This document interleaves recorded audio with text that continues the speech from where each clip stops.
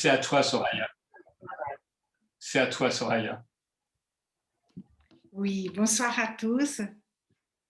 Merci Stanislas de m'avoir contacté. C'est pour moi un plaisir d'être là ce soir. Vous avez l'air bien sympathiques tous. Et, oui, je suis brésilienne. J'ai eu mon diplôme au Brésil il y a 25 ans. J'ai eu mon diplôme français en 2009, c'est-à-dire il y a 11 ans. Oui, c'est ça, hein, je crois. Et à la fin de mon master, j'ai reçu une proposition pour une thèse qui était financée pour réaliser une étude doctorale financée, une étude commanditée par l'association Dr Bru. L'association Dr Bru, dont le siège est à Paris, finance actuellement en France la seule MEX, maison d'enfants à caractère social, la seule MEX spécialisée dans la prise en charge de jeunes filles victimes d'inceste, âgées de 10 à 21 ans aujourd'hui. Parce que si au départ, la prise en charge, c'était pour les enfants, les mineurs, comme la maison d'accueil, elle a 25 ans, l'équipe a ressenti un besoin, la direction a ressenti le besoin de pouvoir accompagner au-delà des 18 ans ces jeunes femmes au début de leur âge adulte, avec l'extension alors de la prise en charge un jeune adulte, avec un premier accompagnement pour une entrée vers l'autonomie et l'âge adulte. Donc aujourd'hui, nous avons des jeunes filles de 10 ans à 21 ans. Celles de 10 ans à 18 ans, elles vivent à l'intérieur de la maison d'accueil qui se situe à Agen. Si ça vous intéresse, vous pouvez... je peux aussi après, selon vos demandes, vous faire un mail à Stanislas avec des liens ou des bibliographies. Vous notez et après, on en parlera. En tout cas, je peux vous envoyer le lien de la maison d'accueil Jean Bru pour que vous connaissiez un petit peu ce type de prise en charge avec le pari qui est pour s'occuper des enfants qui ont vécu un inceste. Ce n'est pas n'importe quelle prise en charge. C'est un traumatisme bien spécifique. Il y a d'autres lieux de prise en charge de l'inceste, mais qui mélangent avec d'autres enfants victimes de traumatismes sexuels ou parfois même des maisons d'enfants généralistes, c'est-à-dire qui prennent à la fois les enfants victimes d'autres types de violences ou parfois même des enfants qui ont été agresseurs. Et notre pari, en tout cas, c'est qu'il y a plus on affine le regard autour de ce traumatisme spécifique, mieux on peut accompagner aussi. Et ces jeunes femmes nous ont beaucoup appris. Du coup, la thèse, elle arrive dans ce cadre-là, à la 15e année de la maison d'accueil Jean Bru, qui voulait savoir, après 15 ans, si le travail réalisé par les équipes, où il y a 2 psychiatres, il n'y a pas de psychologues, ils sont tous en ville. Et la prise en charge se fait en ville pour les psychologues. Des éducateurs, assistantes sociales et des thérapeutes, art-thérapeutes. Du coup, leur but en finançant cette thèse, c'était de savoir si le travail qu'ils fournissaient à l'époque, en 2011, c'était bien ou s'il fallait des améliorations. C'était dans le but de voir si on pouvait apporter des améliorations. Et le thème de la maternité est tombé un peu comme ça, par hasard, parce que la présidente de l'association, Madame Bru, de l'UPSA, des laboratoires UPSA, hein, c'est la même personne. Et, elle avait une amie qui était victime à elle-même et qui parlait de ses difficultés autour de la maternité. Donc, Madame Bru, qui finançait déjà la maison d'accueil Jean Bru, elle a choisi ce thème de recherche. Et du coup, j'ai réalisé cette recherche pendant 3 ans et demi. J'ai eu la chance de connaître aussi toute la France parce que c'était une recherche nationale et j'ai beaucoup voyagé à cette période pour rencontrer, donc, et là je rentre dans le vif du sujet, j'ai rencontré sur toute la France pour des entretiens de recherche de 2 heures et demie et 2 fois. Et j'ai eu 100% des femmes qui ont participé aux 2 entretiens, chose qui est très rare en recherche. Il y a souvent une perte, d'autant plus avec des thèmes qui viennent raviver des traumatismes d'enfance. Mais on avait pensé dans l'éthique, le protocole éthique était vraiment bien réfléchi et nous avions 2 psychologues ressources parce que ça ne pouvait pas être moi qui les avait rencontrés, mais il y avait Hélène Romano, peut-être que certains de vous connaissent, Hélène Romano, qui est spécialisée dans la prise en charge des post-traumatisme, et il y avait Régine Sell, ma directrice de thèse, et en co-direction avec Hélène Romano. Et du coup, j'ai travaillé aussi sur un corpus de 38 questionnaires écrits, renvoyés par mail. Je n'ai jamais rencontré ces femmes-là, mais j'ai travaillé sur ce corpus aussi.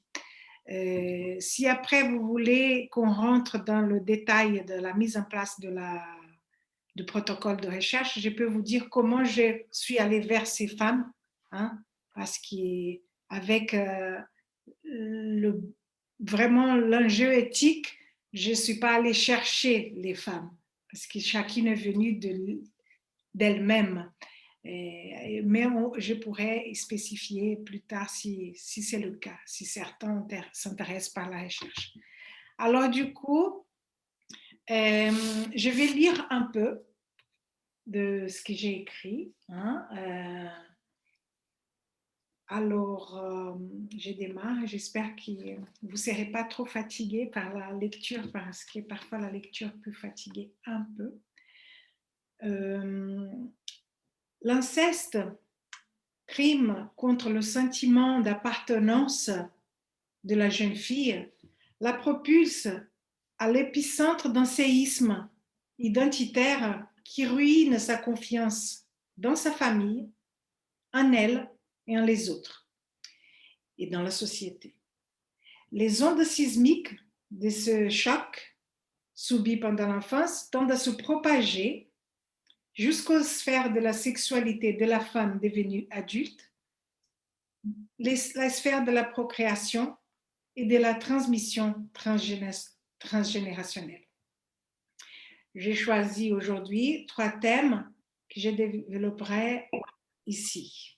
Premièrement, je vais évoquer les effets de l'inceste sur les sphères de l'évolution psychosexuelle de la jeune fille et ses retombées à l'âge adulte sur sa sexualité et les processus de rencontre avec un autre adulte dans la conjugalité. Par la suite, j'évoquerai la question des effets de l'inceste sur les processus de maternité et dans la rencontre avec cet autre représenté par le bébé et l'enfant. Je finirai mon exposé en évoquant la question du rapport de la jeune femme avec sa propre mère dans sa famille où l'inceste a eu lieu et les effets de cette relation mère-fille, le plus souvent conflictuelle, dans ce qu'on représente comme la transmission du maternel. J'ai choisi ce thème parce qu'il est, à partir des entretiens, la question de la mère, elle est apparue beaucoup plus présente, même plus que celle de l'agresseur. Alors, l'objectif de cette communication est de lancer une invitation à la réflexion autour des pratiques de prise en charge en protection de l'enfance, mais aussi ouvrant à des perspectives de prévention en périnatalité et protection maternelle. Ça vous va? Le rythme et tout ça? Ok. C'est parfait. D'accord. Alors, l'attaque contre le corps de l'enfant, contre la construction de son identité et contre les liens. L'un des résultats de la recherche montre que la question du devenir, du lien à l'autre, reste longtemps centrale pour la femme. Il y a quelqu'un qui a le micro ouvert. Oui, là, fermez vos micros. Non, je viens de fermer le micro de la personne qui parlait. Voilà. Ah, ok, merci. Pode continuar. Obrigada. À vontade. Alors, en ce qui concerne la sphère, comme je vous disais tout à l'heure, la sphère de la sexualité, toutes les femmes ont témoigné, chacune à sa manière, que l'inceste a atteint durablement leur identité féminine, avec le sentiment d'une indignité, voire d'une illégitimité à être femme, amoureuse et amante. Difficulté de faire confiance à l'autre, mauvaise image de soi, attachement anxieux et méfiant sont les stigmates qui les ont accompagnés durant toute leur vie, voire qui subsistent encore. Loin de revendiquer un statut de victime, elles s'interrogent avec peine sur... Ils nous enseignent sur leurs peurs, leurs angoisses et qui ont compliqué leur sexualité et leur conjugalité. L'une des conséquences de l'agression sexuelle subie consiste, entre autres, en une attente à l'image de soi et le rapport à la sexualité avec la difficulté de nouer des relations stables avec l'autre, des relations épanouissantes avec un partenaire du sexe opposé ou pas. Ainsi, plusieurs femmes cherchent au gré d'aventures souvent passagères, marquées par l'impulsivité et une certaine immaturité. Il arrive que la marque, entre guillemets, de l'agresseur, encore très présente, la conduise malgré elle à reproduire la dynamique d'emprise dans leur relation. Si les difficultés avec la sexualité sont évoquées comme une des principales conséquences directes de l'inceste, cela se traduit aussi dans les sphères des rapports à l'autre, tout simplement, hein, dans les liens au travail, dans les liens amicaux, avec une anxiété qui est très, très présente et la méfiance, hein, dans le lien à l'autre. La dynamique victime-agresseur imprègne a fortiori le rapport à l'autre.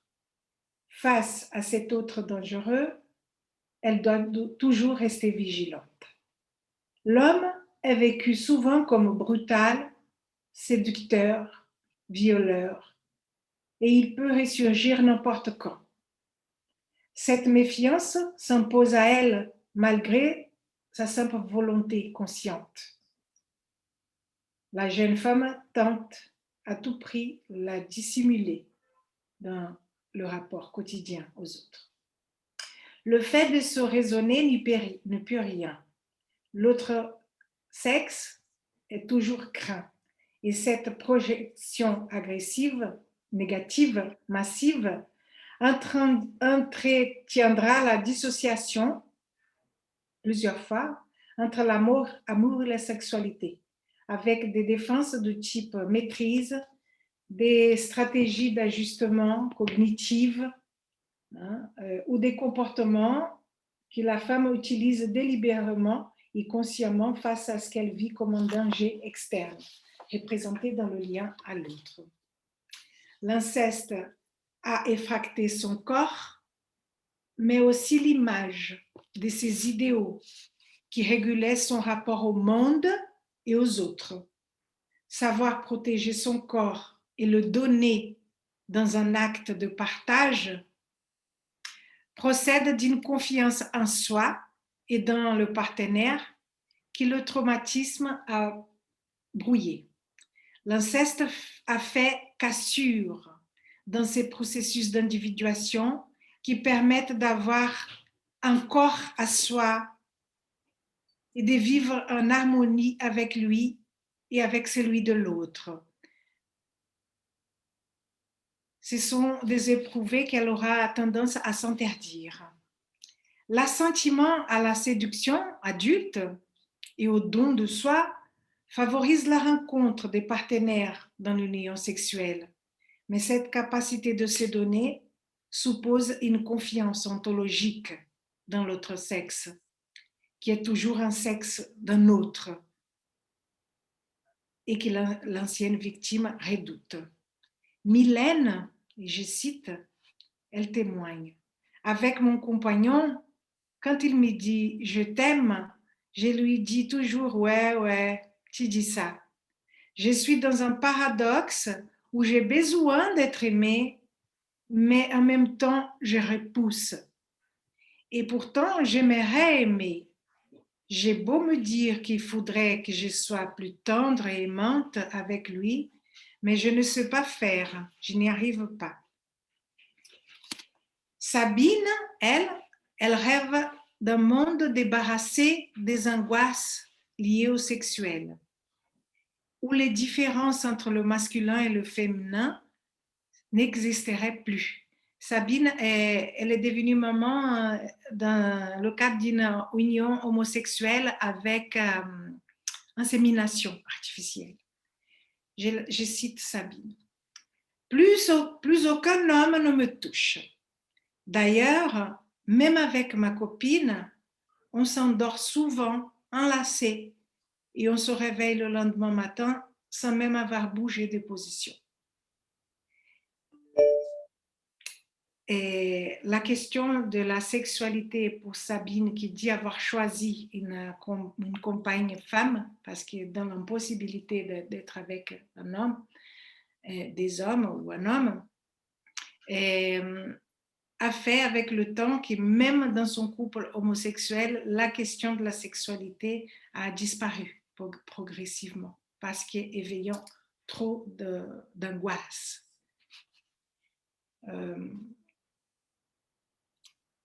L'idée que l'homosexualité, je dis ça, mais l'idée que l'homosexualité serait un moyen de fuir l'autre sexe, le sexe opposé, tandis que pour d'autres, elle représente une forme de sexualité réparatrice, un moyen d'aller vers un autre avec lequel une relation de confiance puisse se construire. C'est-à-dire, pour certaines, c'est une défense, et pour d'autres, un moyen résilient de pouvoir, au moins avec quelqu'un du même sexe, de construire quelque chose dans une relation où la confiance, elle peut plus davantage être là. Et ceci dit, toutes les homosexuels ne sont pas d'anciennes victimes, je précise, et en même temps, toutes les victimes d'inceste ne sont pas devenues homosexuelles. Je ne fais pas le lien a priori, soyons clairs. L'ensemble des témoignages démontre que les difficultés dans la rencontre avec l'autre demeurent, quel que soit le type d'orientation sexuelle, demeurent. Et alors, je vais essayer de me résumer moi-même. parce que je crois que mon texte est assez grand, et qu'avec Stanislas, on n'a pas défini, c'est maintenant que je me rends compte, un temps pour... Non, tu peux parler encore à peu près un quart d'heure, Ok, Soraya, et après, il y aura un débat, ou si ok, c'est comme tu veux. d'accord. En général, ça, on va rester ensemble tous jusqu'à quelle heure? 3 heures du matin. Oh, Mais non, je présente. génial. On termine à 21h05, 21h10. Voilà. Donc, encore 1 heure à peu près. D'accord, très Je bien. suis désolé, j'avais oublié de te donner l'horaire de fin. C'est pas grave. On a pris 30 secondes à parler de ça. Alors, du coup, autour de la sexualité, qu'est-ce que j'ai trouvé comme un résultat dans leur témoignage? Et juste pour vous donner une note d'idée, j'ai eu 1700 pages de témoignages réécrits. Et ce qui a été énorme à dépouiller comme un résultat. Et j'ai séparé des thématiques, hein, j'ai fait l'analyse transversale et j'ai séparé par thème, ce qui a donné les résultats résultat final. Fini. Alors, la peur de la pénétration, elle est très présente pour beaucoup de femmes. Et cette peur peut devenir obsédante, empêchant une maturation harmonieuse et la liberté sexuelle, avec parfois des conséquences sur la santé sexuelle, avec des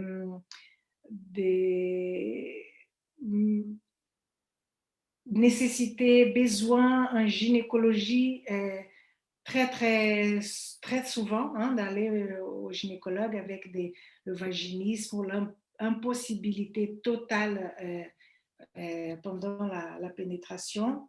Je vais citer un exemple. Je n'accepte pas d'être une femme, car qui dit femme dit rapport sexuel, et je ne suis pas prête. Pénétration, je n'étais même pas capable de dire ce mot-là. Je n'arrivais pas à imaginer la pénétration. La relation avec un homme n'est pas possible, c'est inimaginable pour moi. Sabine, elle a été violée par 3 hommes de sa famille, par son père à l'âge de 5 ans, et il y a eu un divorce, pas dans le cadre de l'inceste. Sa mère se met avec un nouveau compagnon qui la viole aussi par la suite, mais aussi quand elle partait chez son grand-père paternel, il la violait aussi le week-end ou pendant les vacances. Et du coup, quand elle a été prise en charge et enlevée de sa famille en protection de l'enfance, elle avait 11 ans et depuis, elle dit plus aucun homme m'a touchée. C'était pour elle cette impossibilité. Alors, Céline, elle a eu une possibilité d'évoluer plus positivement, avec moins de représentation rigide. Elle a dit, suite au divorce de mes parents, c'est le nouveau mari de ma mère qui m'a élevée. Il a pris une place de père normal et gentil. Cela m'a permis de me construire, même si ça n'a pas été toujours simple. Alors, à l'âge adulte, elle dit, j'ai eu la chance de tomber sur un homme extrêmement patient, doux et compréhensif. Il est devenu le père de mes enfants. Et chez 3 de ces femmes, parmi tout mon corpus, j'ai eu 3 femmes qui ont réussi à avoir, à partir des représentations d'un homme adulte jouant un rôle protecteur, hein, d'adulte protecteur et dans un lien générationnel dans ce respect-là de l'interdit de l'inceste. Et ces 3 femmes ont pu aussi rencontrer à l'âge adulte des hommes auxquels elles ont donné leur confiance et elles ont réussi à constituer leur famille. L'histoire de chacune de ces femmes renvoie à une interrogation, à plusieurs, hein, mais à plusieurs interrogations. Mais comment penser le sexuel avec un autre, après le viol incestueux, autrement que dans un rapport de force. L'autre étant toujours vu comme celui qui vient agresser ou effracter au niveau du sexuel. Et cette effraction-là, comment c'est lié aussi à des rapports de domination finalement de l'enfant et de son corps et de désubjectivation. Ça le désubjectivise et du coup, cette question, elle est toujours là, une question de fond dans le rapport à l'autre, à l'âge adulte. L'abuseur a violé son corps, mais aussi sa dignité et son esprit.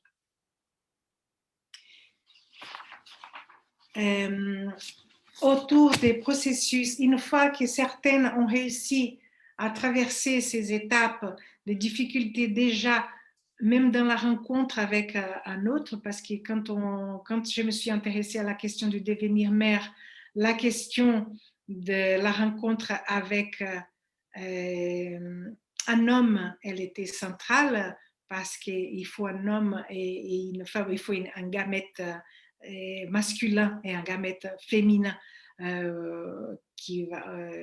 duquel va résulter l'enfant.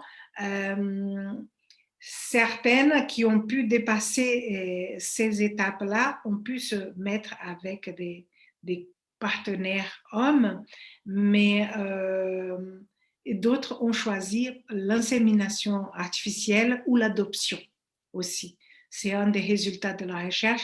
Ça montre qu'elles ont pu aussi partir sur des voies autres qui dans la rencontre avec les hommes. Alors du coup, la question du tiers, elle reste présente aussi.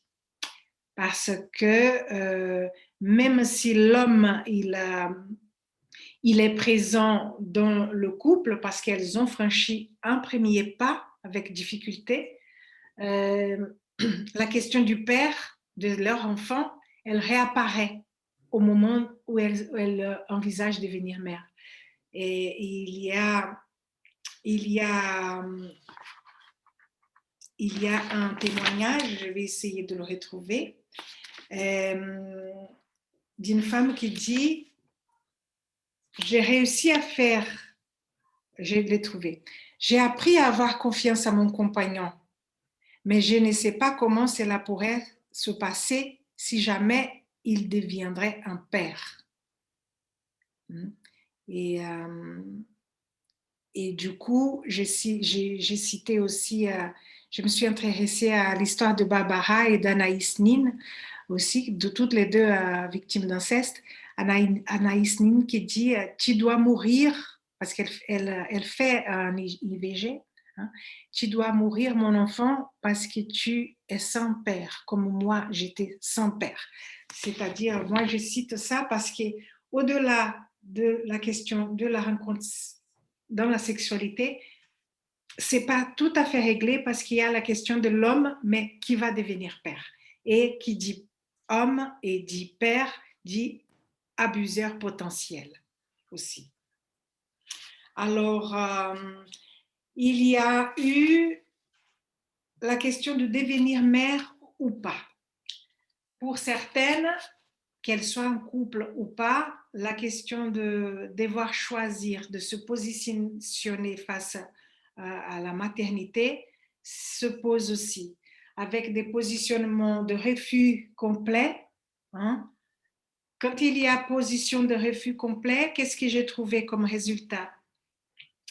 L'image de soi très mauvaise, en se disant je ne serai pas capable, je suis mauvaise, je suis trop abîmée parce que ce qui m'est passé, ce qui m'est arrivé, je ne saurais pas être la mère d'un enfant. Ça, c'est une des premières choses. Une autre chose qui apparaît, c'est pour moi, c'est impossible d'avoir un rapport sexuel. Pour d'autres, c'est impossible d'avoir dans mon corps, de porter un enfant parce que ça m'éveillerait trop d'angoisse liée à une à une effraction, à un envahissement de la sphère de la sexualité, de l'utérus, et qui c'est impossible parce que trop en rapport avec le viol et cette effraction dans, dans le viol. Autre chose qui a été citée aussi, c'est je ne sais pas ce que c'est qu'être mère, parce que j'ai jamais eu une mère protectrice. Comment pouvoir être dans la transmission de ce qu'on ne m'a pas appris? Je n'ai pas vécu dans une famille où j'ai appris ces choses-là. Alors, une fois ce cap passé, et pour celles qui sont devenues mères, dans la recherche pour les 23 femmes que j'ai rencontrées 16 qui sont devenues mères et 7 ou 8 qui n'ont pas le désir de devenir mère. Alors, du coup, au moment de la maternité, qu'est-ce que j'ai trouvé comme un résultat? La dépression dès l'annonce de la grossesse, hein, pour certains. Au moment de l'échographie, la première échographie où on parle du sexe du bébé, d'autres problématiques liées au sexe du bébé annoncées, certaines étant dans l'impossibilité de pouvoir s'imaginer porter en elle un sexe d'un garçon et de porter de ce fait un abuseur potentiel, et d'autres, quand elles ont appris qu'elles étaient enceintes d'une petite fille, aussi avec un effondrement au fait de savoir qu'il y a mon chat, il griffe trop la porte. Est-ce que ça vous dérange? Pas du tout. Ok. Vas-y, Soraya. D'accord.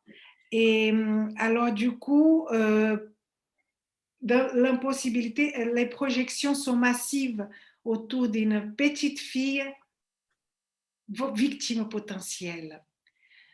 D'autres résultats montrent des influences, des répercussions sur le lien d'attachement, la relation mère-bébé, avec des impossibilités ou de grandes difficultés, parfois soit de toucher le corps du bébé, de s'en occuper. Et nous sommes tous, je pense, des psys ici. Nous savons ô combien c'est important cette rencontre avec le bébé autour d'un regard. Je me rappelle d'une femme qui a dit, ma fille avait les mêmes yeux bleus de mon père. Elle ressemblait beaucoup à mon père. Pendant 6 mois, je n'ai pas pu la regarder. Et alors, on se rend compte comment le traumatisme de l'inceste, il peut, au-delà de ce qu'on imagine, avoir cette répercussion sur le devenir même d'un enfant, parce que ne pas pouvoir être regardé par sa mère, d'autres avec l'impossibilité de toucher un corps, avec la peur de l'abîmer, de faire mal, de passer à l'acte aussi. La peur de, malgré c'est ce qu'on appelle les phobies d'impulsion, quand on s'intéresse à la sémiologie, hein. Je ne pense pas qu'on aura le temps d'approfondir cette question, mais peut-être que si ça vous intéresse, je viendrai une autre fois si on peut approfondir la sémiologie. Mais les phobies d'impulsion sont très présentes chez les personnes ayant vécu un traumatisme, parce que la notion de contenance et la pulsionalité qui est trop présente aussi, avec des angoisses face au passage à l'acte, devant le corps de leurs enfants et la peur de les toucher un jour, leur faire mal. La peur aussi d'être mauvaise, tout simplement. Pas bonne, pas une bonne mère. Aussi, un autre résultat, c'est dans quelque chose autour du lien transgénérationnel. J'ai mon enfant, j'ai mes enfants, je ne pourrais jamais le présenter à ma famille. On voit là comment l'interdit de l'inceste vient rendre possible les liens de filiation, hein, parce qu'on va se référer à sa propre famille et comment ça vient renforcer la propre identité de l'enfant en pouvant se référer à son grand-père avec fierté, avec quelque chose qui vient le servir de ressource. Comment l'inceste, il vient briser ces possibilités-là autour de l'appartenance à une lignée familiale. Alors, pour certaines, avec beaucoup de souffrance, mais j'ai rencontré d'autres femmes aussi avec une mise en danger pour l'enfant parce que avec peu d'élaboration du traumatisme subi, elles sont capables toujours de laisser l'enfant avec la famille d'origine pendant les vacances, en sachant que l'ancien agresseur est toujours présent, mais un manque d'élaboration comme quoi cet agresseur-là, il peut potentiellement le faire pour pour leur enfant. Alors, la grossesse aussi, je reviens un peu en arrière, mais parce que je tombe sur un paragraphe aussi. La grossesse aussi, il y a eu des enseignements très intéressants au-delà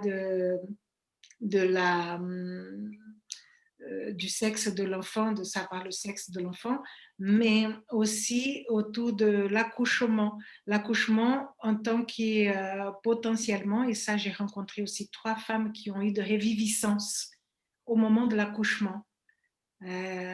En vraiment avec une dérégulation émotionnelle très impressionnante où elles ont tout cassé dans la salle d'accouchement. Avec l'impossibilité d'être touchées à l'endroit où elles avaient été violées.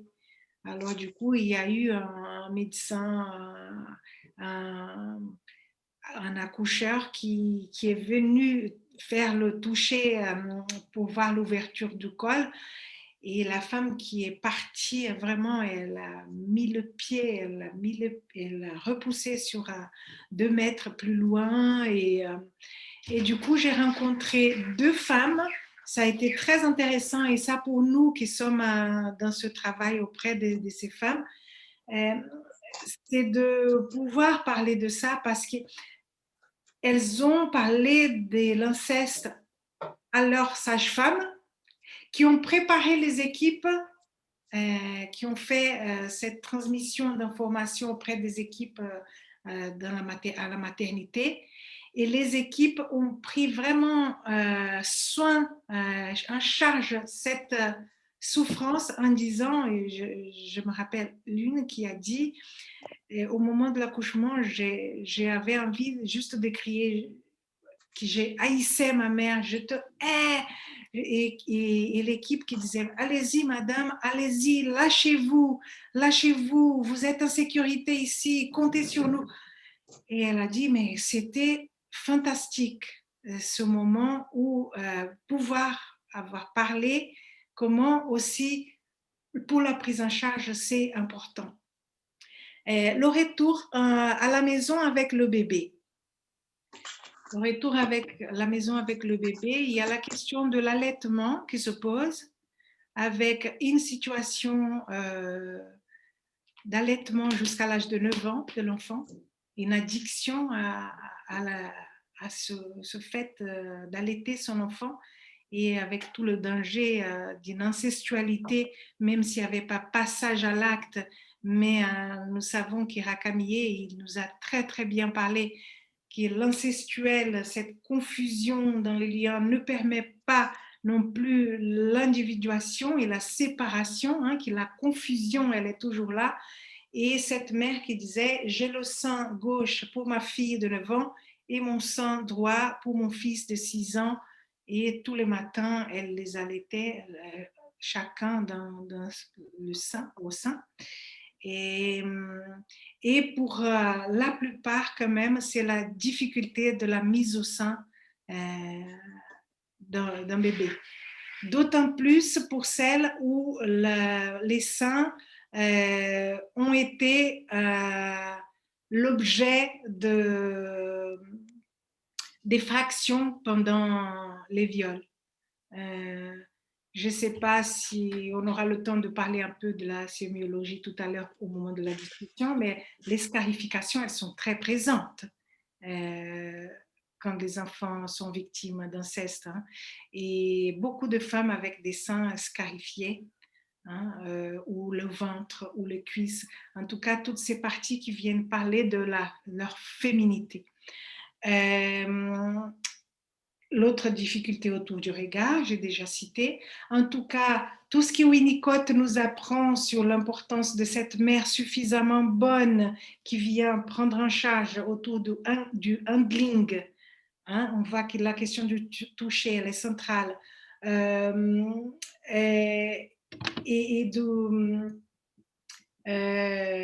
le handling,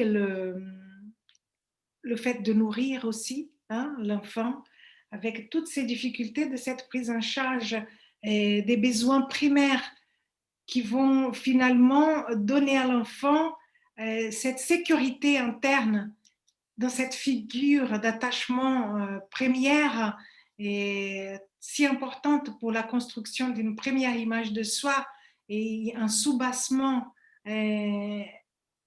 pour son identité future et comment l'inceste vient avoir des conséquences sur cette sphère-là. Alors du coup, par rapport à la mère, il y a toujours la question, très souvent, presque 100% des jeunes femmes que j'ai rencontrées ont beaucoup plus parlé de leur mère que de l'agresseur. Comme s'il y avait quelque chose dans la transmission de qu'est-ce que c'est qu'être une femme, que cette chose-là avait manqué. Parce que soit elles ont dit et la mère n'a pas cru, ou soit la mère a cru mais n'a pas pu ou su protéger, hein, les protéger. Et du coup, la question de la mère et de la conflictualité toujours présente avec la mère, elle est centrale. Et la question des liens à la famille, je pense que pour faire encadrer depuis 10 ans maintenant des groupes de parole à l'âge adulte, hein, dans une association de victimes d'inceste, la question de la mère, elle est très, très, très souvent présente. Et comme une blessure, hein, Monique Bidowski, elle vient parler de la dette de vie hein, dans ce livre magnifique, comme si on donne la vie parce qu'on veut rembourser une dette, parce qu'on nous a donné cette vie. C'est comme s'il y avait quelque chose d'une cassure à cet endroit-là. Et je voudrais finir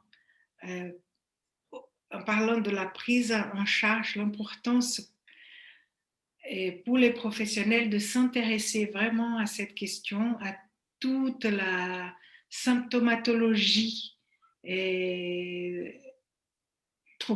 post-traumatique, parce que plus on va connaître finement ces signaux envoyés par les enfants, par les adolescentes et les jeunes mères, plus on pourra prendre en charge d'une façon humanisante aussi toute cette souffrance.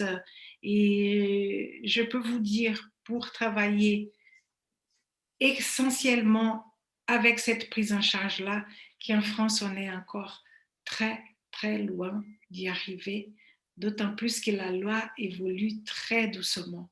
Et je ne sais pas si vous êtes tous au courant, mais je vais dire quand même, peut-être qu'il y en a un ou autre qui n'est pas au courant, mais l'inceste est toujours pas un crime reconnu comme en tant que tel.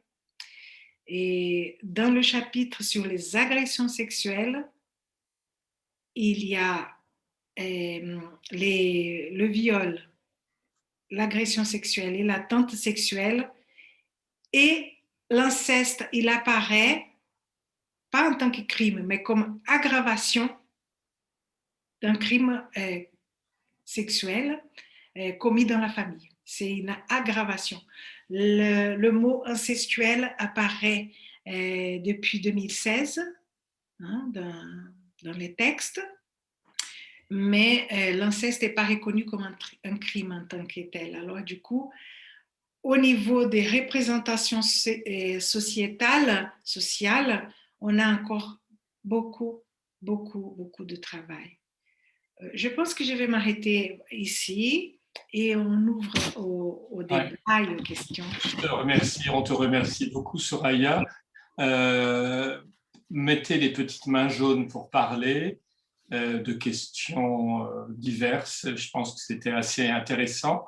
Je conseille à tout le monde de lire le livre de Soraya. Les témoignages sont assez poignants et en même temps, c'est très bien écrit. Je tenais à dire à Soraya que souvent, des thèses ne sont pas forcément aussi bien écrites. Et puis, comme tu n'es pas de langue maternelle française, je te félicite.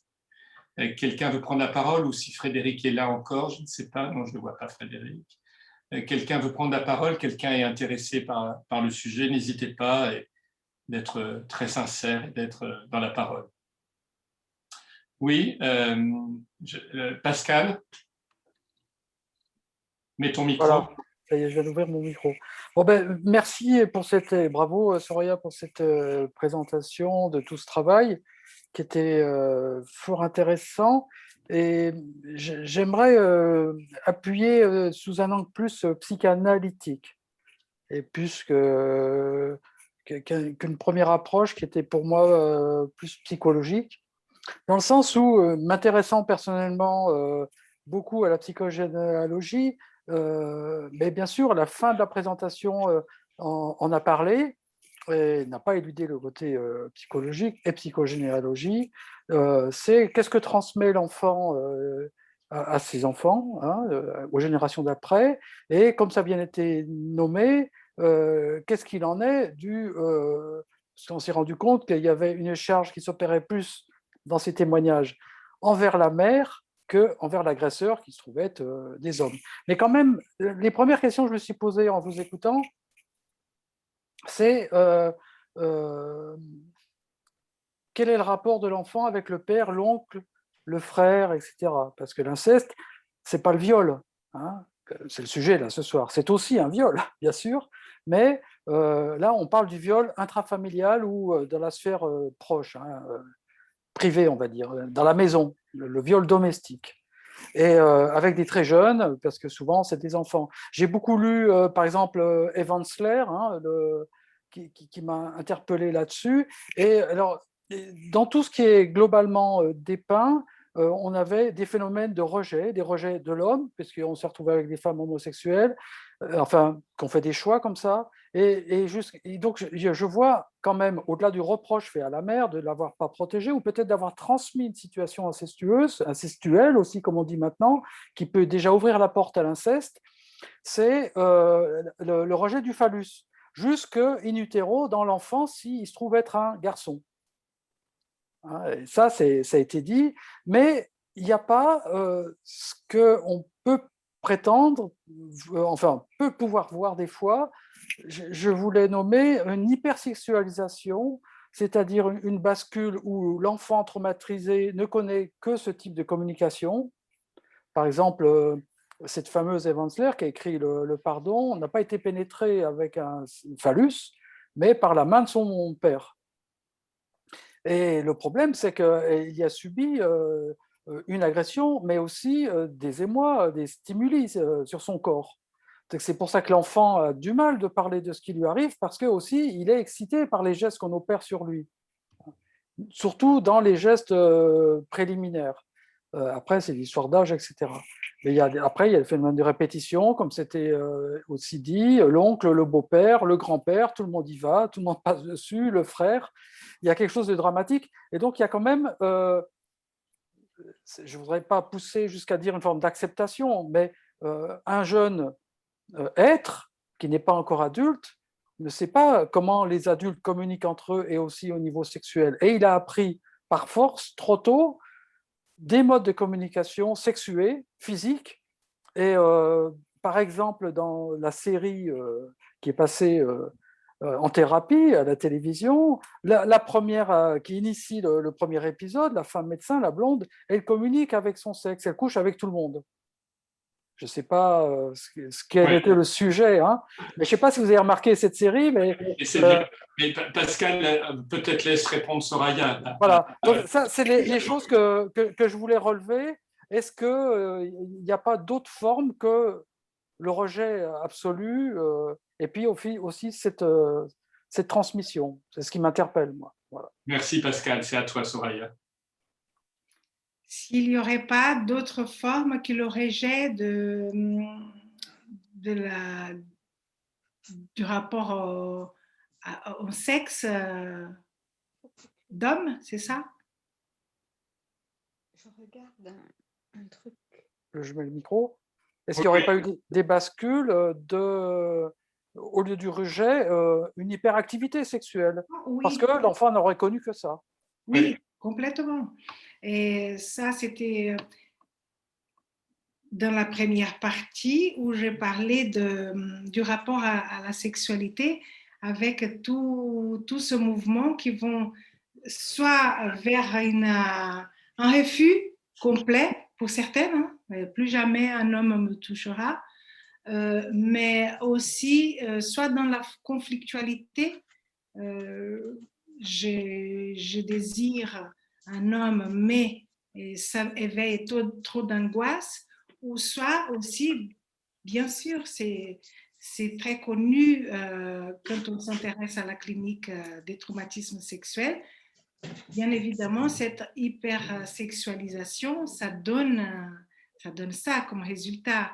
C'est l'image de soi aussi, c'est lié à l'image de soi en tant que sali, en tant que souillé, en tant que je suis bonne qu'à ça finalement. Qu'on me prenne, qu'on me jette, qu'on me rejette, qu'on me pénètre. Il y a aussi cette hypersexualisation. Le lien avec la prostitution, il est souvent fait aussi hein, par certaines recherches. Hein, et on retrouve très, très, très, très souvent, presque dans la totalité des cas de personnes à devenir prostitutionnelles, un passé avec cette séduction de l'enfant avec passage à l'acte qui vient vraiment l'effracter. Le sexuel, il est déjà en soi traumatique parce qu'il vient éveiller quelque chose chez l'enfant qui pose une question hein, dans son rapport à l'autre et à son propre corps, mais dans l'inceste, d'autant plus parce qu'il y a passage à l'acte, il y a excitation. Il y a un livre très intéressant qui s'appelle Le plaisir honteux. Le plaisir honteux, parce qu'alors du coup, on va voir les conséquences que c'est aussi. Il y a ce rapport à effréné, oui, à la sexualité, hein, pas du tout régulé, mais avec la question de la honte qui est souvent pas loin, ou la dépression, parce que d'échec en échec et de mauvaise image de soi en mauvaise image de soi, ça fait qu'il et il y a un autre livre très intéressant aussi, Pascal, qui s'appelle, c'est un psychanalyste qui est enseignant à Paris 7, il s'appelle Philippe Bessol, et c'est le viol, un crime identitaire.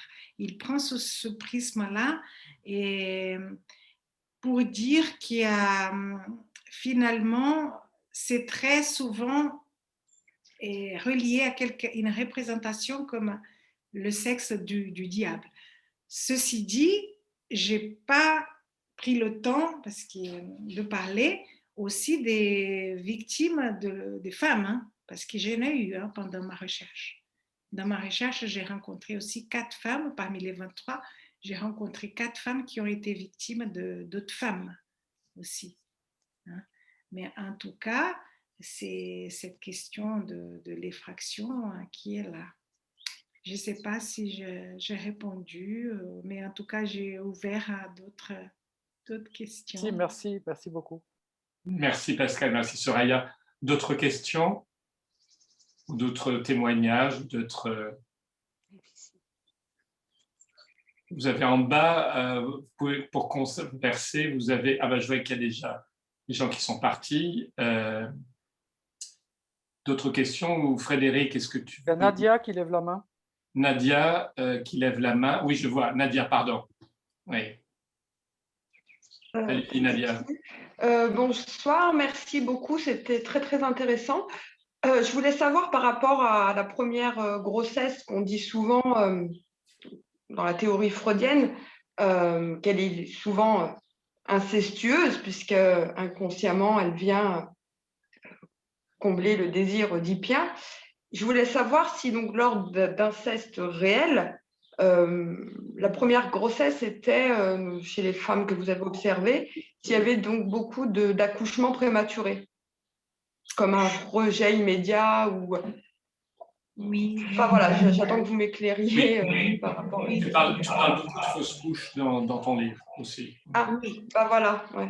Il y a un chapitre sur les fausses couches, sur les interruptions de grossesse, très lié à ce que vous venez de dire, Nadia, avec même de façon consciente, évoqué dans le témoignage même, pas quelque chose qui restait inconscient pour la femme en disant cette première grossesse à l'âge de 21 ans, je ne pouvais pas porter cet enfant, c'était comme si c'était l'enfant du viol de mon père. Et la femme, il y avait tellement de réviviscence qu'elle a choisi d'interrompre la grossesse et elle a pu avoir une deuxième grossesse et quand je l'ai rencontrée, elle avait un fils de 9 ans et, avec lequel elle vivait toute seule parce que du coup la question d'avoir un père pour son enfant, c'est très compliqué aussi. Et du coup, elle vivait toute seule avec son fils et avec seuls 2 entretiens de recherche, je me suis posé la question d'un niveau d'incestualité dans cette relation. Mais je ne me suis pas appuyée, malheureusement. Certains ont la chance de faire une thèse sur un cas clinique vraiment approfondi. Dans mon cas, j'ai fait que 2 entretiens de 2h30 autour de la maternité. Alors, du coup, je n'ai pas pu approfondir trop cette question autour de ce qui nous intéresse autant et sur des problématiques plus oedipiennes. Ce que je peux dire aussi, c'est qu'il y a encore Rakamié, encore une fois, et il va dire que quand il y a inceste, c'est presque qu'on n'est plus dans des problématiques oedipiennes parce que comme il n'y a plus passage à l'acte, c'est quelque chose d'une confusion. L'enfant, il est lancé dans quelque chose où les rapports à la question oedipienne est très, très, très compliqué, très complexe d'avoir accès parce que ce qui est en premier plan, c'est la souffrance et les symptômes post-traumatiques. Malheureusement, ça va demander d'abord un travail d'apaisement de la souffrance avant de pouvoir arriver des années après à des problématiques plus... D'accord. Il y a Marc qui demande la parole. Vas-y, Marc. Oui, vous m'entendez? Oui, on t'entend, Marc. D'accord. J'avais une question particulière. Est-ce qu'on a observé des cas inversés, c'est-à-dire une mère un peu, bon, qui aurait des petits soucis, quand même plutôt sérieux, et qui abuserait de son fils? C'est-à-dire un espèce parce qu'on parle évidemment souvent dans l'homme qui viole une femme, mais, enfin, ou un enfant, une enfant, mais est-ce que c'est arrivé que des femmes abusent, enfin, abusent de leur fils, quoi? Après, je sais pas, enfin, peut-être à la puberté, quoi, je sais pas. Est-ce que ça existe? Est-ce que ça a été relevé comme cas clinique? Pas dans la recherche, parce que le face-à-face de la recherche, ça représenterait presque un aveu, hein, quelque chose de difficile à dire. Mais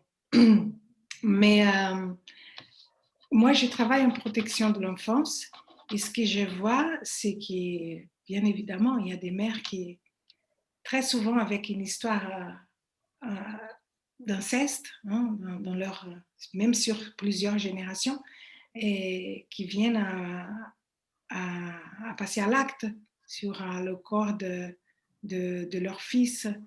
Et aussi, ce que je voudrais dire, quand vous avez posé votre question, Marc, ça m'a fait penser aussi qu'il y a dans certains cas la maternité, c'est important que je dise avant qu'on parte tous, la maternité, elle peut aussi être quelque chose de ressource pour la femme. Une nouvelle façon de se trouver pour la première fois digne et dans quelque chose où elles peuvent guérir ou passer à autre chose parce que justement elles ont accompli quelque chose, mais avec beaucoup d'idéalisation parfois, hein, bien évidemment, idéalisation de l'enfant. Il va, et une fois que j'ai eu mon enfant, il m'a sauvée avec des témoignages de ce type.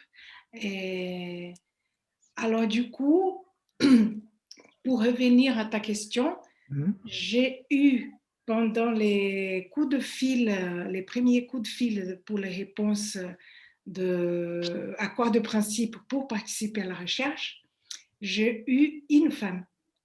J'ai eu une femme qui a dit j'ai un enfant incestueux, c'est-à-dire né de son père, hein, et aujourd'hui, il est adolescent, il me fait peur, il m'a fait peur parce qu'il grandissait, j'avais peur, ça me remplissait d'angoisse, le fait qu'il commence à grandir. Et c'est vrai qu'il y a cette femme-là et deux autres qui ont pu évoquer au moins cette crainte d'un ayant un enfant garçon qui, à un moment ou un autre, ça les envahisse et qu'elles passent à l'acte. Mais est-ce qu'un garçon qui aurait subi ça, il serait autant traumatisé qu'une fille? Enfin, c'est un peu la question. Son avenir à lui, sexuel, est-ce qu'il rejette les femmes? Est-ce qu'il va aller comme certaines formes de l'homosexualité, etc. Enfin, voilà, c'est un peu les... Parce qu'on parle très rarement de ça, même dans les médias, on n'en parle jamais de cet aspect-là, de ce côté-là. Je peux me permettre là, de rebondir une seconde. Moi, j'ai oui, bien sûr. D'un monsieur qui a un certain âge maintenant, qui était le dernier de la fratrie d'une famille de 8. 5 frères de l'âge de 4 ans à 17 ans l'ont violé à tour de rôle tous les soirs. Donc, c'était garçon avec garçon, et ce monsieur a trouvé la femme de sa vie. Il est père d'un seul garçon. Il a suivi une thérapie presque toute sa vie, mais c'était assez terrible vis-à-vis de toute cette famille, que tous les frères, tous les soirs, à chacun leur tour. Donc, c'est aussi entre garçons. Pardon, Soraya, d'avoir coupé. C'était un exemple de garçon que je voulais dire. Je t'en prie. Alors, à ce sujet, il y a, au niveau des statistiques, il y a évidemment beaucoup plus de filles qui sont... Oui, bien sûr. Mais il y a de plus en plus de recherches qui s'intéressent à la question des garçons.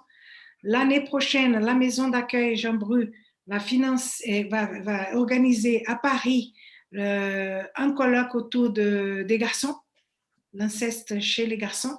C'est le 3 février de l'année prochaine, où on va inviter plusieurs professionnels pour parler de la question des garçons.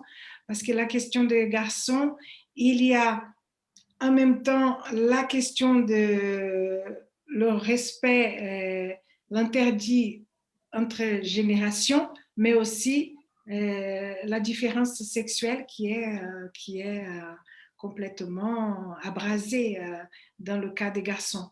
Et dans ma clinique, il y a quelque chose qui vient être très représentatif des statistiques.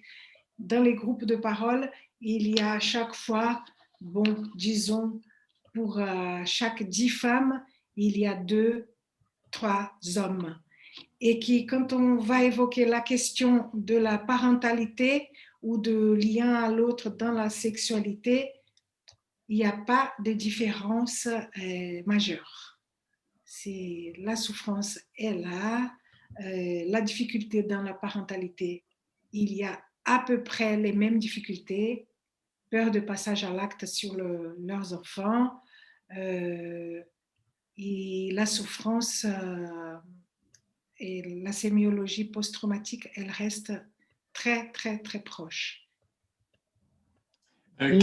Catherine, vous avez une question? Oui, merci de votre présentation, très, très intéressante. Tout à l'heure, vous avez parlé des signaux qu'on devait remarquer chez les enfants ou les adolescents. Donc, moi, je ne suis pas psychanalyste, hein, je suis aspirante psychanalyste. Et voilà, si vous pouviez nous communiquer quelques signaux quand on rencontre un enfant ou un adolescent pour repérer qu'il y a peut-être un inceste, ça m'aiderait. Merci. Oui, je vous en prie. Et si vous voulez, après, je vous mets un texte qui reprend cette question, si je peux passer à Stanislas. Mais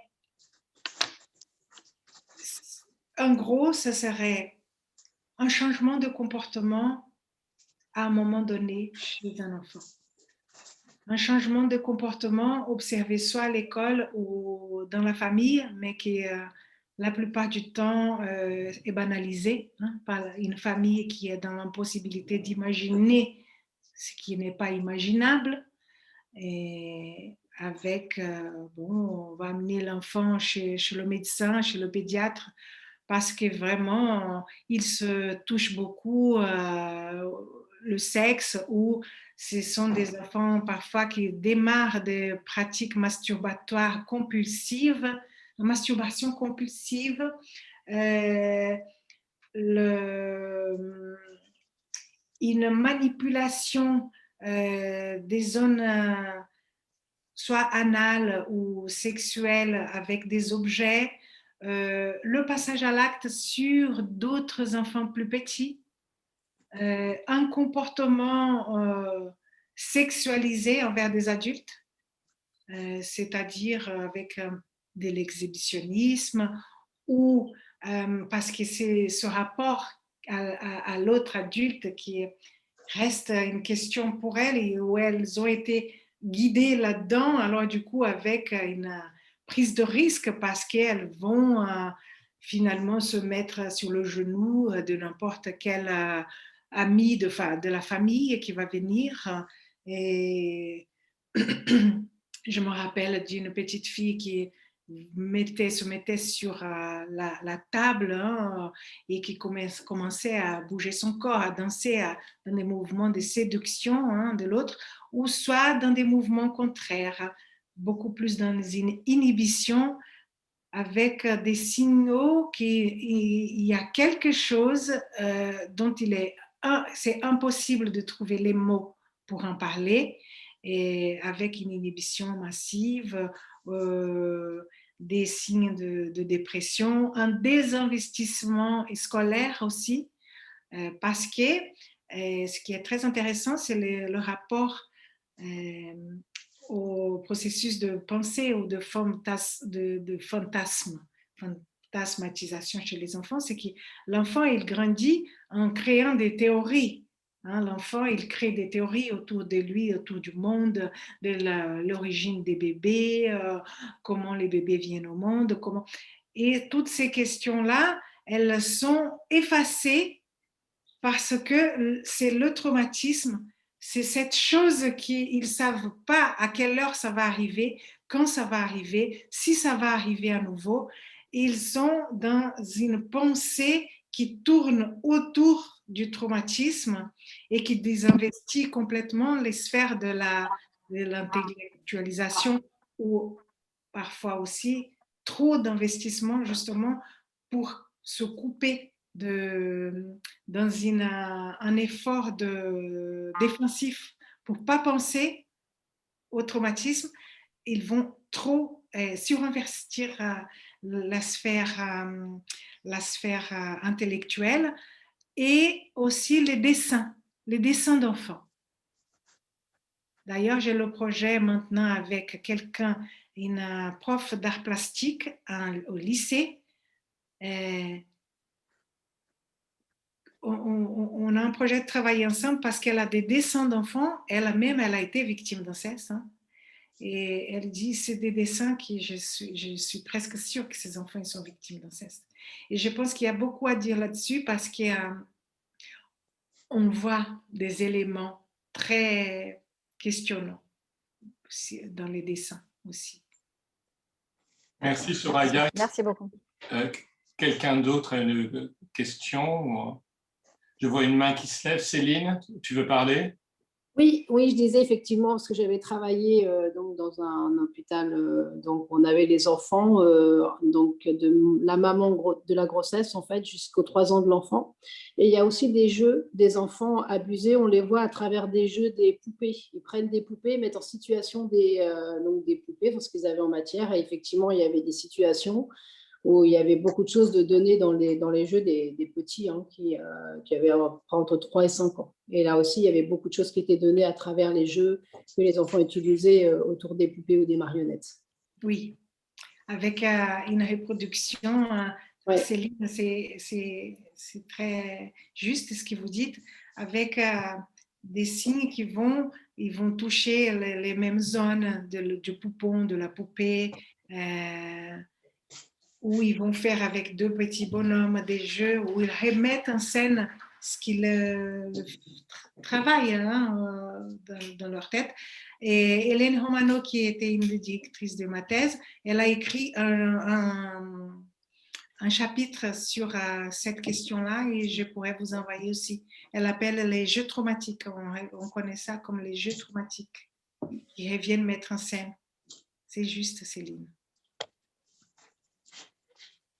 D'autres commentaires? Nous arrivons peut-être un peu vers la fin. Est-ce que le président de l'association veut dire quelque chose? Frédéric, il n'y a pas le son. Je vais peut-être conclure, mais peut-être qu'il y a d'autres questions avant. Oui. Est-ce Catherine? Ah non, il y a Anne Capozzo qui veut parler. Allez-y, vas-y Anne. Merci infiniment Soraya pour votre exposé et un sujet grave. Vous intervenez au sein d'une association dans un groupe de parole. Donc, ce n'est pas plutôt l'aspect psychanalytique que je vais relever, mais plutôt la sphère pénale, où l'inceste a toujours été tabou dans notre pays, en tous les cas, parce qu'il touche à la sphère familiale, justement. Depuis 2016, c'est vraiment trop récent. Est-ce que vous avez, vous, des liens avec le cadre juridique, justement, pour les sensibiliser, les interpeller et pourquoi pas un travail commun pour faire avancer, justement, ce cadre pénal beaucoup trop archaïque et beaucoup trop... enfin, pas assez dans l'avancement, quoi. Hein, voilà. Je vous Oui, remercie, Soraya. oui, oui. Alors, l'association Docteur Bru, justement, elle a mis, après la thèse que j'ai réalisée, là, elle met en place, c'est démarré début de l'année, met en place une recherche sur justement la question pénale et les effets pour les enfants qui ont été, dont les affaires ont été jugées, comment ils ont vécu et la prise en charge, mais aussi le processus de judiciarisation qui est long, qui est pénible, qui est dans le irrespect total de l'enfant. Hein. Il y a d'autres pays comme le Canada, au Québec et même en Portugal, ils sont beaucoup plus en avance par rapport à la France. Parce qu'on fait répéter l'enfant 10 000 fois, alors son discours il change. Ah oui, alors là, on a un doute parce qu'il ne dit pas la même chose. Et du coup, ça donne à des classements sans suite, à des choses qui sont vraiment catastrophiques. Et c'est vrai qu'il faut un vrai travail. Dans l'association, il y a aussi des juristes et des magistrats qui œuvrent sans arrêt mais en tout cas, c'est très intéressant votre envie de travailler sur cette question parce que ça vient surtraumatiser l'enfant parce qu'on dit toujours il faut parler, il faut parler. Depuis la fin de l'année dernière, il y a un nouveau positionnement, il faut parler, il faut dire les abus, il faut dire les agressions, mais il faut pouvoir les entendre aussi. Et je ne sais pas si nous sommes prêts. Mais j'envoie les liens, OK, sur la question pénale aussi.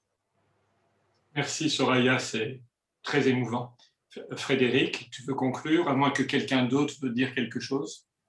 Est-ce qu'il y a des mains qui se lèvent? Non, non, je regarde bien. Pas de main. Vas-y Frédéric, si tu veux. Alors, merci Soraya, vous êtes formidable. Merci pour le travail que vous accomplissez. J'aimerais juste, effectivement, me refaire un petit peu d'histoire pour montrer justement tous les progrès parcourus depuis Freud. Parce que Freud a été un des premiers médecins à défendre les femmes et les enfants. Et ça, on l'oublie souvent. Dès ses études de médecine, et même après, quand il est venu à Paris, parce que je rappelle que Freud a habité Paris, près du Panthéon, on sait qu'il a suivi les cours de Charcot. Mais il a également suivi les cours du docteur Brouardel, qui est rarement cité, qui est très important dans l'évolution de la pensée de Freud. Le cours de Brouardel était un cours de médecine légale. Et à l'époque, donc Brouardel montrait des cadavres, et généralement, c'était des corps de femmes et d'enfants assassinés et violés.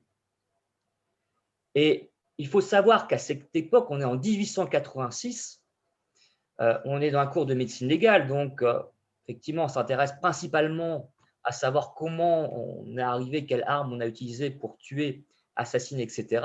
Et Freud est choqué parce qu'aucun médecin, aucun scientifique ne s'intéresse au pourquoi de l'inceste, pourquoi le viol.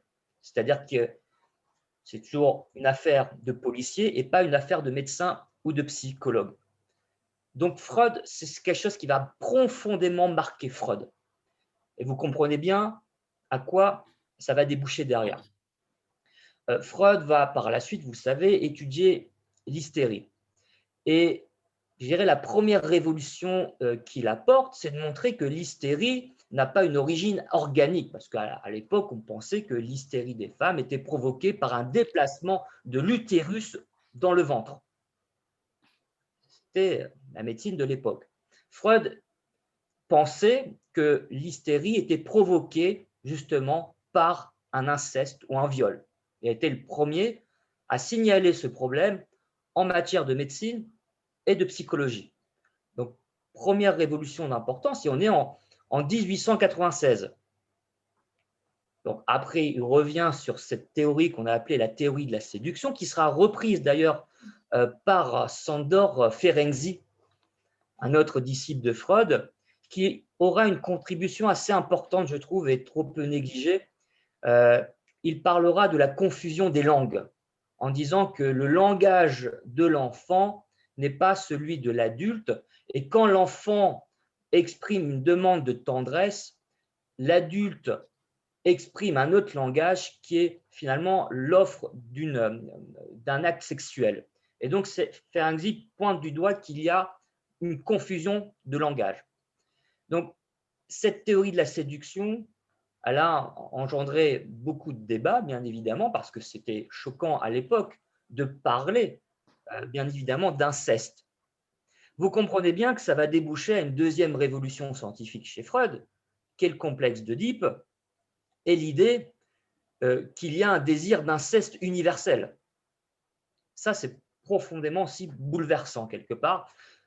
Ça a un impact dans d'autres disciplines, notamment l'ethnologie. On oublie que Claude Lévi-Strauss, le grand technologue, a beaucoup été influencé par Freud et ses travaux sur le complexe d'Oedipe, à tel point qu'il a essayé de prouver que dans l'ensemble des sociétés humaines, l'interdit de l'inceste était ce qui garantissait finalement la société.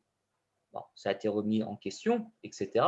Mais dans tous les cas de figure, vous voyez bien que Freud a apporté deux théories qui vont être au fondement de la reconnaissance, en tout cas de l'inceste, au niveau de la société. Donc, vous imaginez bien qu'en France, en 1886, c'est une hécatombe parce que nombre de femmes et d'enfants se font violer et assassiner. Donc, on ne parle pas du taux d'homicide qui était assez conséquent au XIXe siècle. Donc, il y a quand même un progrès dans le sens que aujourd'hui, on a quand même progressé par rapport au taux d'homicide qui est quand même devenu extrêmement faible en France, il faut quand même le rappeler. Il y a quand même un progrès dans ce sens-là. Par contre, effectivement, concernant, je dirais, la réalité des faits, force est de constater que, grosso modo, on a quand même un enfant, je crois, sur 10 victime d'inceste et d'abus, ce qui est énorme. Ces chiffres aussi à prendre à précaution, puisque, effectivement, il faut prendre en compte tous les victimes qui n'ont pas encore eu la possibilité de prendre la parole. Donc, le chiffre est quand même assez énorme. Je tiens quand même à remarquer les progrès en matière de prise en charge psychologique, puisque en l'espace d'un siècle, on a fait énormément de progrès, qu'aujourd'hui, la parole se libère de plus en plus, et que, eh bien, Soraya, vous êtes là aussi pour témoigner de la poursuite de ce travail depuis un siècle, et je me félicite de savoir que nous continuons à aller en tout cas dans ce bon sens, dans le milieu psychologique et psychanalytique, en sachant bien évidemment tout le travail qu'on doit continuer à faire et à poursuivre. En tout cas, merci pour votre intervention et je tiens à préciser, vous serez toujours la bienvenue parmi nous. Merci. Et je vais te poser une dernière question, là on est presque à la fin. Justement, tu as fait ta thèse en France et c'était intéressant pour l'APE qui est ouverte à l'Europe et au monde. Qu'en est-il de l'inceste au Brésil? En quelques minutes, si tu peux nous dire ça. Qu'est-ce qui se passe? Est-ce que les cultures différentes, les religions, les métissages, etc., comment ça se passe et comment c'est vécu dans ton pays d'origine? Je suis arrivée en France en 2000, l'année 2000. Hein. Du coup, ça fait quand même 21 ans que je suis plutôt insérée ici, mais je ne peux pas parler d'un point de vue vraiment scientifique au Brésil, mais de ce que je peux échanger avec des collègues brésiliens, mais plutôt dans un échange clinique informel. C'est que nous sommes malheureusement 100 ans à l'arrière de ce qui peut se passer en France, malheureusement.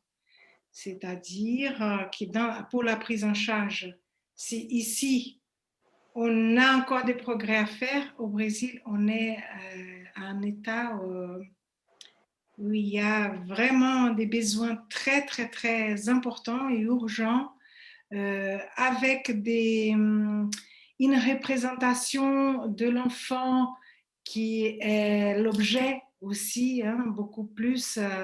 Ici en France, par exemple, il y a interdiction de la fessée. Au Brésil, mais ce rapport au corps de son enfant et au Brésil, je pense que ça donne lieu à beaucoup plus de ces confusions dont il parlait Frédéric, hein, c'est Frédéric, oui. Cette confusion est beaucoup plus présente. Et dans certaines villes, très grandes villes au Brésil, on parle d'État, hein, parce que c'est tellement grand que c'est l'État du Sud-Est, l'État de Minas Gerais. Et il y a des villes entières où il y a presque une banalisation totale de l'inceste. C'est-à-dire que c'est très commun que les hommes, ils parlent de leurs enfants comme « j'ai initié ». Il y a quelque chose d'un fantasme autour de l'initiation sexuelle. C'est comme si c'était normal d'initier sa fille à la sexualité. Ça, c'est très présent au Brésil. Au niveau de la loi, nous sommes encore aussi loin derrière la France.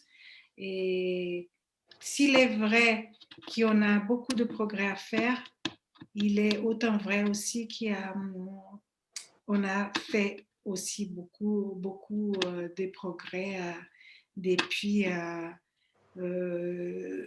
tous les psychanalystes au départ, mais aussi 1945, la protection de l'enfant et tout ça, c'est toute une histoire qui vient nous montrer comment petit à petit on a accédé de plus en plus à une meilleure protection des enfants et qui aboutit maintenant à une meilleure écoute aussi de la parole adulte avec l'élargissement dans la loi de la période des prescriptions qui passe maintenant à 30 ans après la majorité. Hein, récemment, c'est passé à 30 ans après la majorité. Et maintenant, au mois de janvier, avec la notion de prescription glissante. C'est-à-dire qu'une personne de 60 ans, elle ne peut plus porter plainte contre son agresseur. Elle peut porter plainte parce qu'il y a un autre enfant mineur de sa famille qui est en danger. C'est-à-dire qu'il y a petit à petit des notions qui viennent faire évoluer aussi la prise en charge. Peut-être j'étais un peu pessimiste dans mon exposé, mais c'est vrai que Frédéric il vient rappeler qu'il y a aussi des progrès. Et c'est vrai. On te remercie beaucoup, beaucoup, Soraya. Si tu veux nous envoyer des choses sur l'adresse de l'APE, je ferai suivre aux personnes intéressées. Et on remercie tous et toutes ce soir. Et puis, muito obrigado, Soraya. Merci à tous. Merci. Merci Au revoir. beaucoup. Merci À bientôt. beaucoup.